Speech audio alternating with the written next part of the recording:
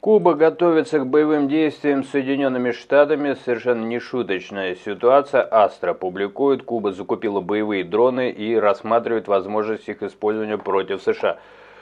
Скоро, наверное, весь мир уже будет знать такое слово, как Украина, украинские солдаты, потому что везде, где появляются дроны сегодня, там приглашают специалистов из Украины, чтобы они рассказали, как с ними бороться. Я к тому, что просто очень большие перспективы и инвестиции, скажем так, в будущее. Знания сегодняшние, тех или иных людей, которые работают по отражению атак со стороны России на территории Украины, потому что они, вот эта малюсенькая страна, умудряется выстаивать, и, естественно, она пользуется спросом. Больше того, уже были новости, что Соединенные Штаты закупали, например, беспилотники морские, те, которые плавают, вот эти катера самовзрывающиеся, камикадзе.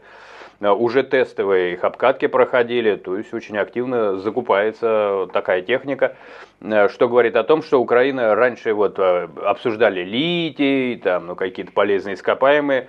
Сейчас там интеллектуальная собственность, похоже, взлет такой даст. Сейчас, понятное дело, там совершенно разрушена экономика. Но вот эти вещи, если они будут делаться лицензионно, то я уже начинаю думать, что был сговор Зеленского с Путиным. Не без юмора, конечно, определенный сарказм, но для того, чтобы у Украины появился такой уже актив. Интеллектуальную собственность, вы понимаете, ее не отберешь, в канистру не перельешь, теневым флотом не отправишь.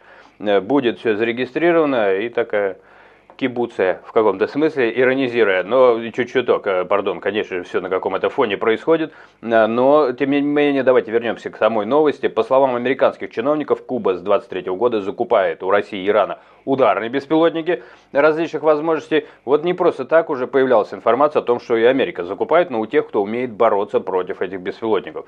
Еще поинтересуются у них, слушайте, когда Маск, наверное, сойдется с какими-то разработчиками из Украины, которые придумают, у них дроны летают с мозгами. То есть, я уже рассказывал эту разницу.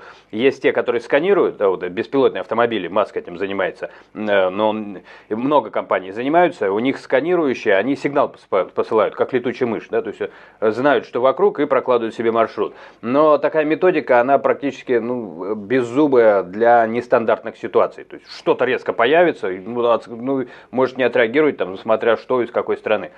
А Маск по-другому, он делает камеры и прогоняет полученную картинку через искусственный интеллект. Вот, по-моему, украинцы тоже этой дорогой идут. Если они сольются с Маском, то, наверное, японская разработка современной техники, они тоже сейчас выходят на рынок, была ранее новость, с продажей вооружений.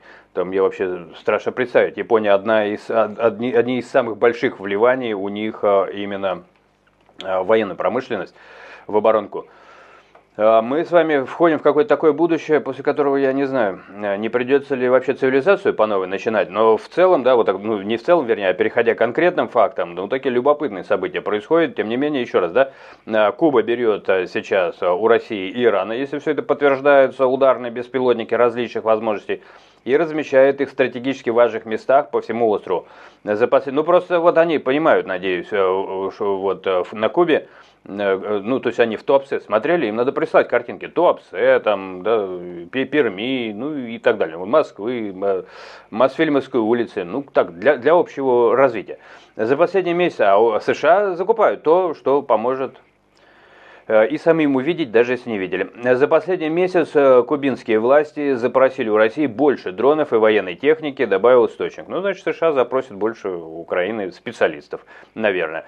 Со ссылкой на секретные разведданные издание сообщает, что Гавана приобрела более 300 военных дронов и уже обсуждает планы нанесения с их помощью ударов по американской базе. Может, это все пока, такие спекуляции, провокации кораблям ВМС США и, возможно, по городу КЮС. Вообще все, кто заигрался, кто получал, Африка, все, кто получал от России помощь, они сейчас очень сильно,